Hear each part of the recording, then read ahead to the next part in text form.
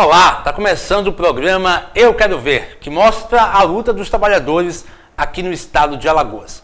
O programa de hoje começa mostrando como foi o ato dos servidores municipais que aconteceu semana passada aqui em Maceió.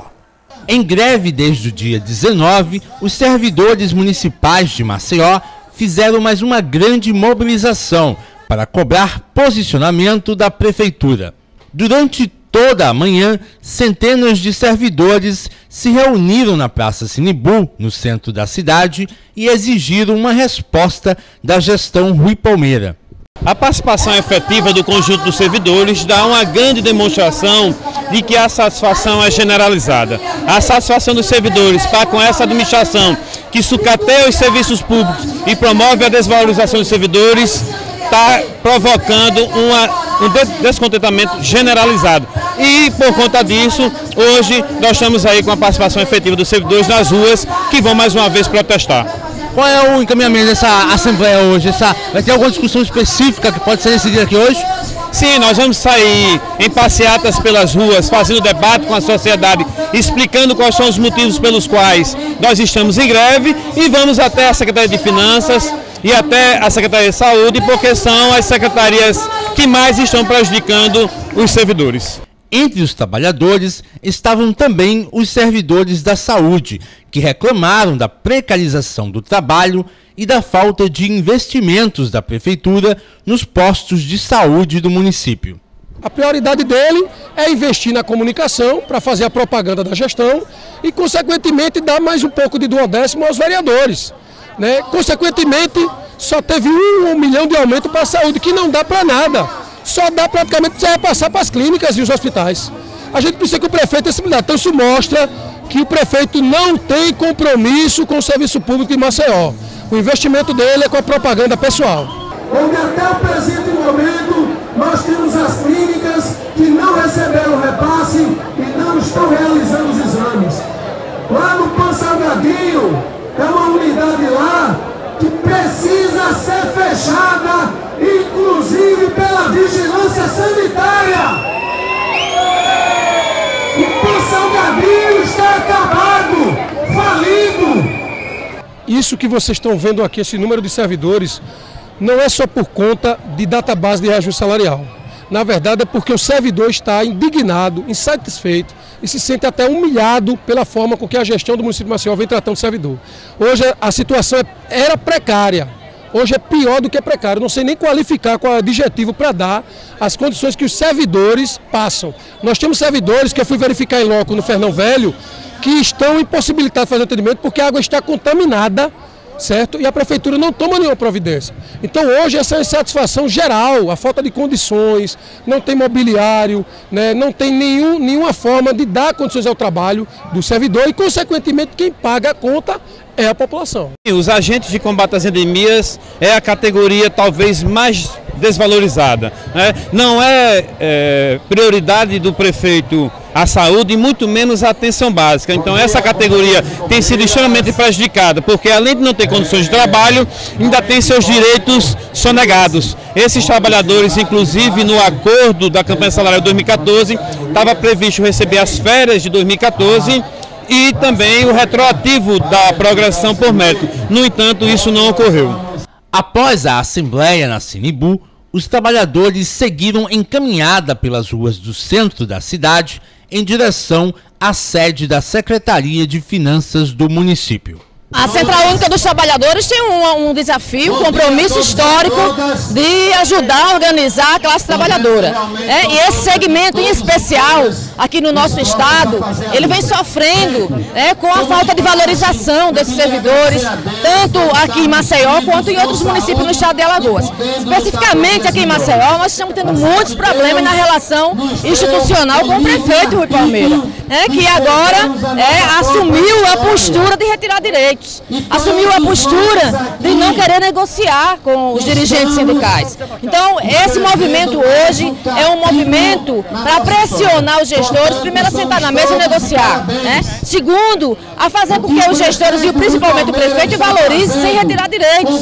Então, é a unidade que vai fazer a força. Estamos, enquanto Central Única dos Trabalhadores, ajudando a organizar. Está de parabéns os sindicatos que representam as categorias do município de Maceió. E a Central Única dos Trabalhadores tem esse papel, né, de ajudar a mobilizar, de ajudar a organizar e também de articular politicamente, participar das negociações no sentido de trazer benefícios para os trabalhadores e trabalhadoras.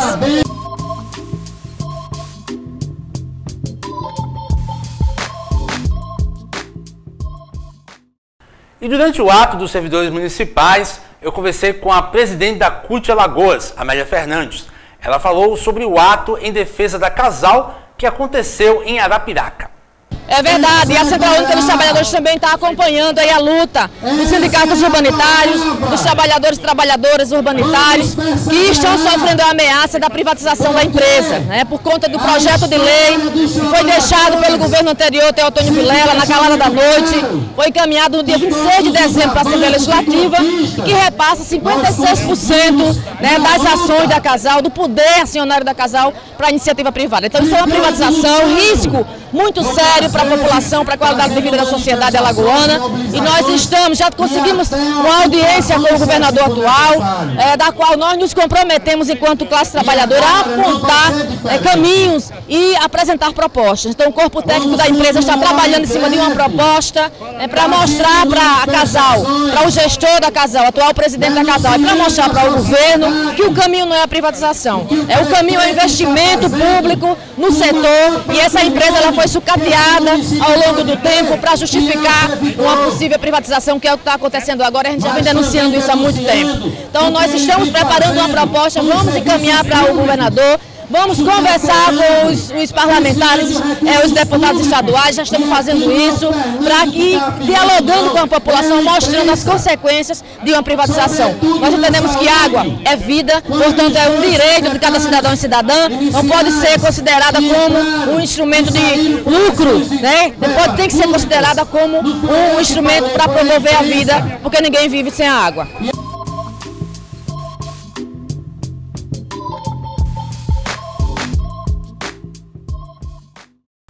E falando em Casal, eu conversei com o presidente do Sindicato dos Urbanitários do Estado de Alagoas, Nestor Paulo.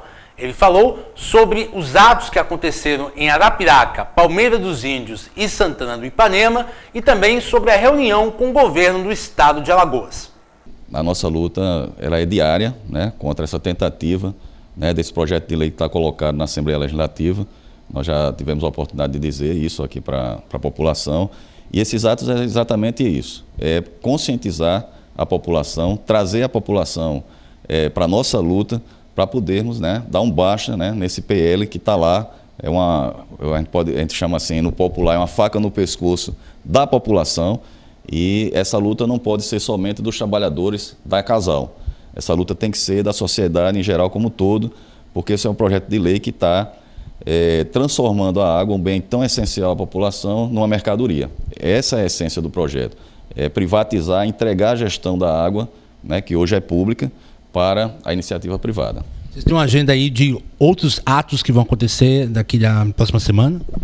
Perfeito, a gente está com o calendário, né, de fazer, a cada dia, a gente fazer no município, né, principalmente no município onde a Casal, né, presta o seu serviço de saneamento, distribuição de água e esgoto. Nestor, como é que foi a reunião lá com o governador Renan Filho?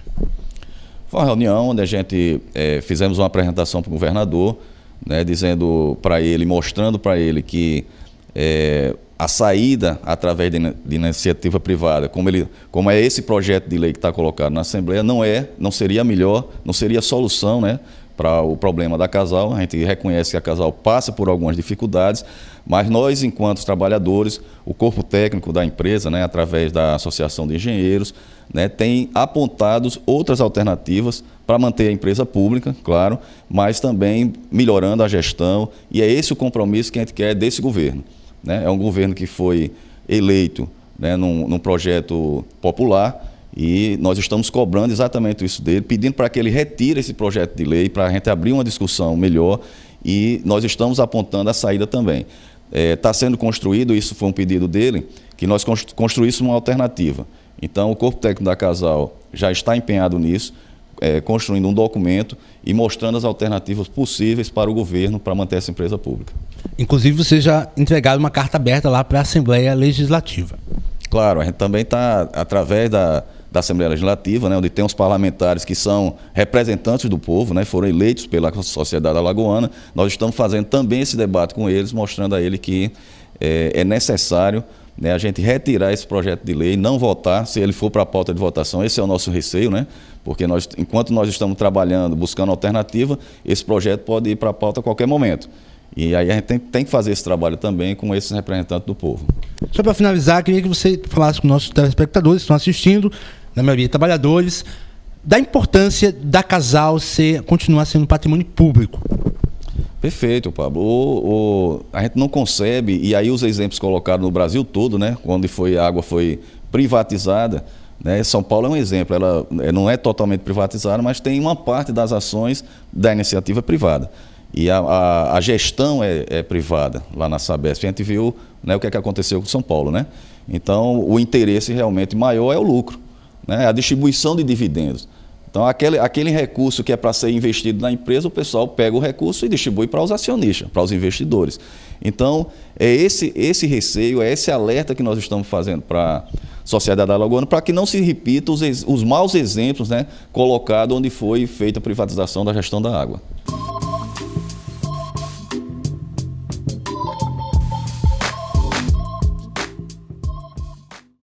E o programa Eu Quero Ver esteve no ato debate Defender a Petrobras é Defender o Brasil, realizado no Sindicato dos Urbanitários do Estado de Alagoas semana passada. O ato, que fez parte de uma série de atividades organizadas pela CUT Alagoas para discutir temas de interesses da classe trabalhadora, reuniu dezenas de entidades que participaram do debate em defesa da Petrobras. O ato debate Defender a Petrobras é Defender o Brasil teve a presença do diretor da Federação Única dos Petroleiros, João Antônio Moraes. Realmente esse debate ele é de profundo interesse do conjunto da sociedade brasileira.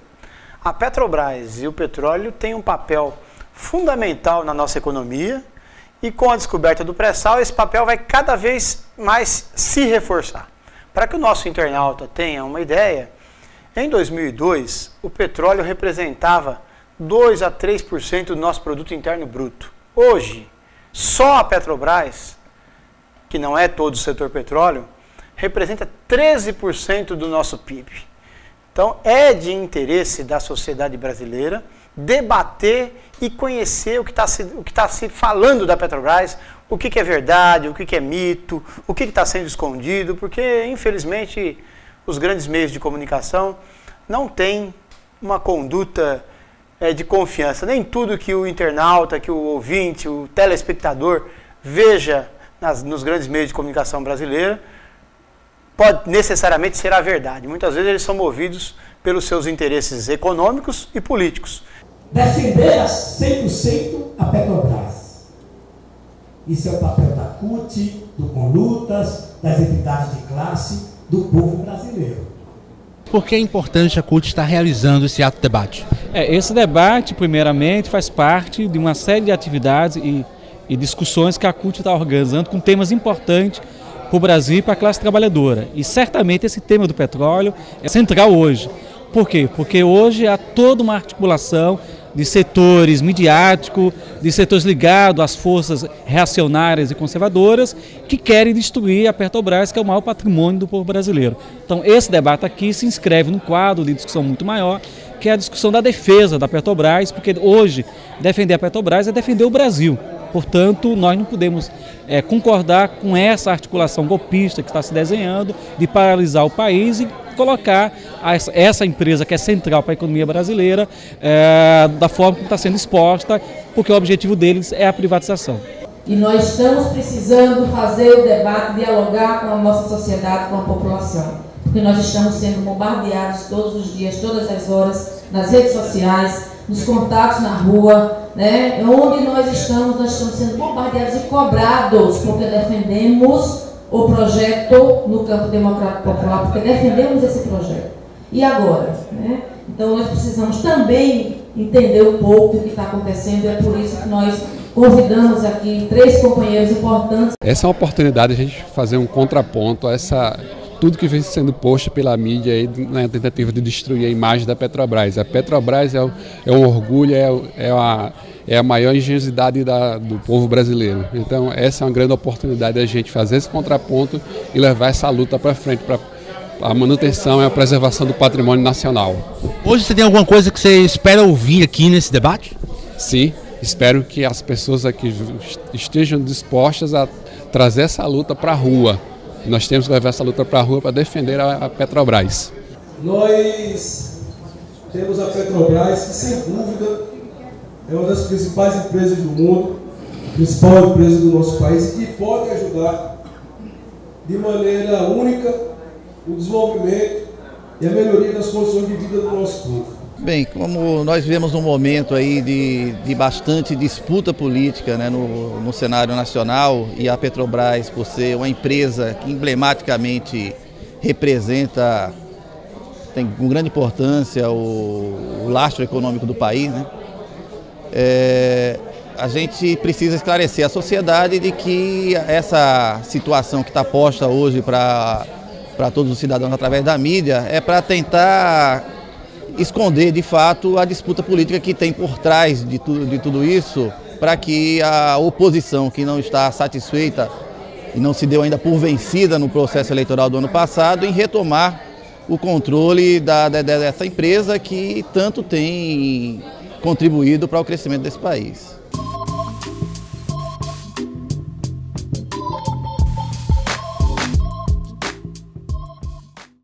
E a violência contra jovens negros das periferias continua aumentando aqui no estado de Alagoas. Recentemente, o caso do desaparecimento do jovem Davi Silva continua ainda uma incógnita. Nós conversamos aqui com o professor universitário Magno Francisco, que também é parente do jovem Davi. Ele vai falar sobre as relações do tráfico, da violência contra os jovens negros e da polícia militarizada.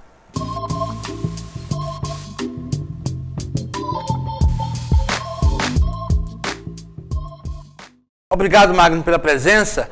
Como é que aconteceu o desaparecimento do Davi? Na verdade, o Davi ele foi preso no dia 30 de setembro, né? Quer dizer, já quase 5 meses, né, de desaparecimento do Davi. E foi numa situação assim, quer dizer, de completa ilegalidade, truculência da polícia, né? O Davi, ele estava caminhando no conjunto Cidade Sorriso com outro jovem, e aí chegou ao carro da polícia, abordou os dois, ele e o outro jovem que estava com ele, e no relato que esse outro jovem passou para a gente, a polícia fez a revista neles e encontrou com cada um, né, um cigarro de maconha, né, e decidiu dispensar um dos jovens e o outro, que era o Davi, levou para, segundo eles, dar uma volta numa outra localidade do Benedito Bento chamado Aprígio. No relato que esse outro jovem nos passou, o Davi, enfim, nunca tinha sido abordado nunca tinha sido abordado daquela maneira pela polícia, dizendo que ia dar uma volta, né, nesse lugar do Benedito Bentes. É um lugar muito fechado, quase de mata fechada, né, e ficou nervoso e etc. Bem, aí a polícia, a partir desse dia, esse jovem que eu acompanhava foi até a família e disse o que tem acontecido, e a partir desse dia nós não vimos mais o Davi. Iniciamos uma série de protestos, né, de mobilizações para que a PM desse conta do Davi diante do que tinha acontecido, e nós não tivemos resposta alguma. Dialogamos com a Ordem dos Advogados do Brasil, chegamos a pedir várias vezes, tanto para o atual secretário de Defesa Social, quanto para o secretário de Defesa Social do governo anterior, uma audiência para que o caso fosse investigado, e ficamos acompanhando junto com a Polícia Civil. As investigações da Polícia Civil tiveram como prova e evidência de que, de fato, Davi foi sequestrado pela polícia militar a partir de filmagens que aconteceram na região, que é uma região que tem algumas câmeras localizadas em postos que filmam o dia e a noite, enfim, do que se passa nesse conjunto, Cidade Sorriso, que faz parte de um complexo de conjuntos ali no bairro do Benedito Bentes, e a câmera flagrou a hora que a polícia abordou o Davi, etc. Inclusive, flagrou também o grau de violência e de brutalidade com que ele foi levado nesse dia. É evidente que a mãe do Davi, que é minha tia, né, Dona Maria José, tem sofrido bastante com todo esse caso, né? Enfim, passou um período longo de depressão. Quer dizer, após a conclusão do inquérito da Polícia Civil, enfim, voltou a ter novamente, né, uma queda, né, com a volta da depressão, porque a conclusão da Polícia Civil sobre o caso, após meses de investigação, foi exatamente de que o Davi foi sequestrado, torturado e assassinado. Bem, eu tive a iniciativa de visitar várias vezes o lugar que o Davi morava, o bairro chamado Moacir Andrade. Visitei várias vezes, conversei com populares, não só de lá, mas também de outros conjuntos que integram aquele complexo ali do Benedito Bentes II. E as informações que nós tivemos, tanto acerca do Davi quanto acerca da atuação da polícia, é a seguinte: sobre o Davi, de que não há nenhum vestígio, pelo menos as pessoas que nos informaram, de qualquer tipo de envolvimento do Davi com a criminalidade, certo? Isso é um fato importante. E, por parte da população, o que eu pude identificar foi exatamente um clima de terror que se vive naquela região, onde de um lado nós temos a ação do tráfico, do outro lado nós temos a ação da polícia militar, e essa relação da polícia militar com o tráfico é uma relação, quer dizer, que faz com que surjam as milícias que acabam cumprindo o papel de dar uma aparente segurança, mas na verdade existem exatamente por conta da violência promovida naquela região e pelo tráfico. Então o clima da população ali é de um terror muito grande, medo da repressão policial e das suas milícias, porque as milícias são organizadas pela polícia, e por consequência do tráfico. Então o clima ali de muita, quer dizer, instabilidade mesmo. A gente tem feito várias movimentações e, inclusive, nesse período nós tivemos a oportunidade de conversar com muitos setores da imprensa, denunciar o caso. Alguns jornalistas chegaram a nos colocar que haviam sido pressionados, veja só, para que esse caso não fosse levado à tona, quer dizer, para que esse caso fosse escondido. Felizmente, a pressão que a gente conseguiu fazer com o apoio da OAB, com o apoio de outras entidades, quer dizer, conseguiu furar, quer dizer, essa resistência, esse bloqueio, e a gente conseguiu dar visibilidade ao caso.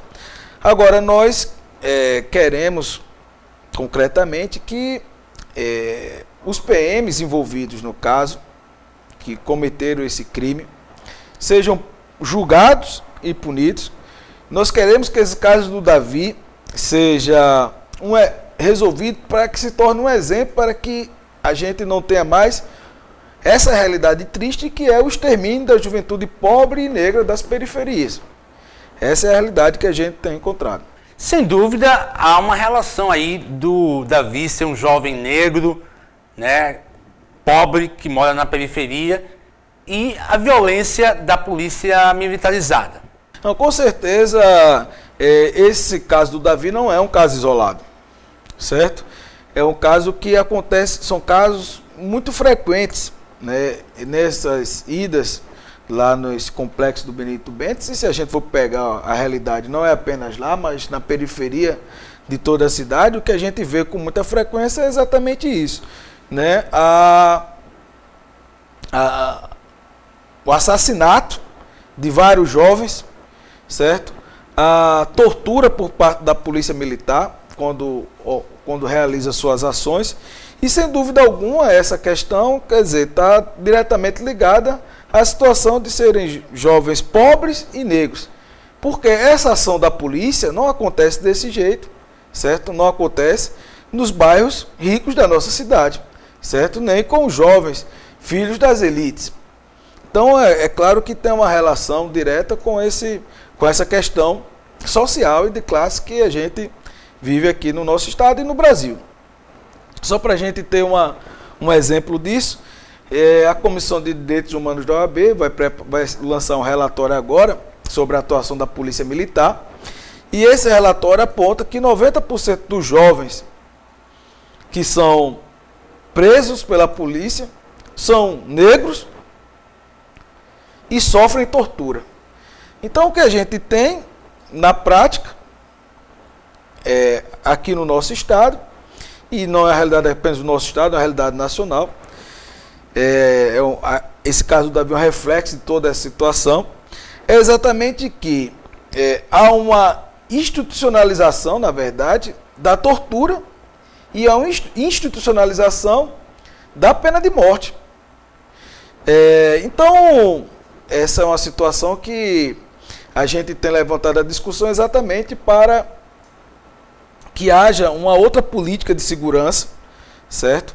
Porque na prática nós pagamos para ter insegurança. É necessário que haja desmilitarização da polícia, porque a militarização da polícia é um resquício ainda do período da ditadura militar e tem ajudado a promover esse círculo, certo, de insegurança e de violência, que é a relação entre a milícia, né, e o tráfico de drogas.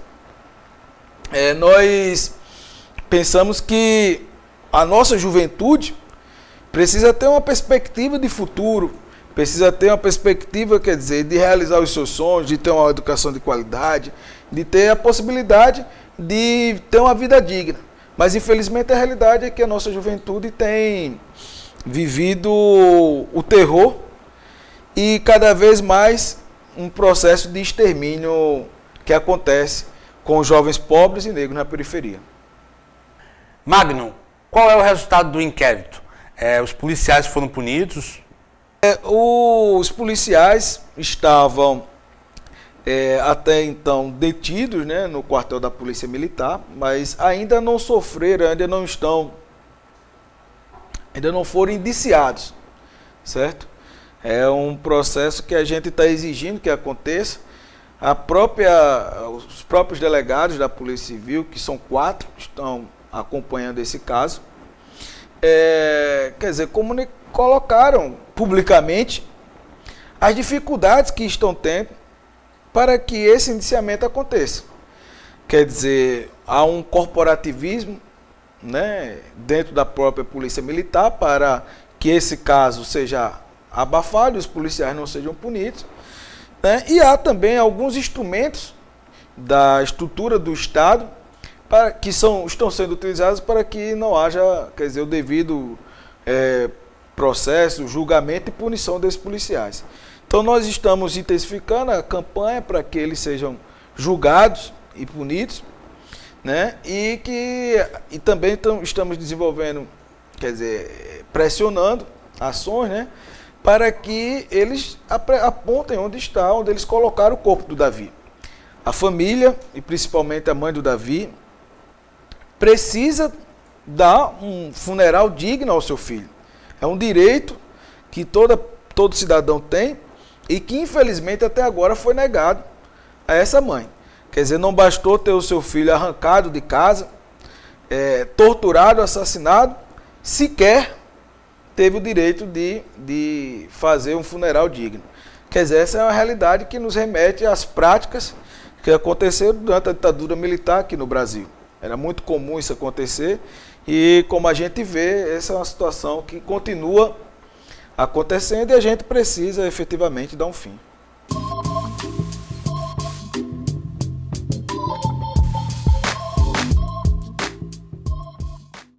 E o programa Eu Quero Ver desta semana fica por aqui. Quem quiser acompanhar as nossas reportagens pode acessar a nossa página no YouTube, youtube.com/tvcommaceió. Vocês podem também curtir a nossa página no Facebook. Quem quiser enviar críticas e sugestões de pauta, pode enviar para o nosso e-mail, euquerovercult@gmail.com. Tenham todos uma ótima semana e até a próxima.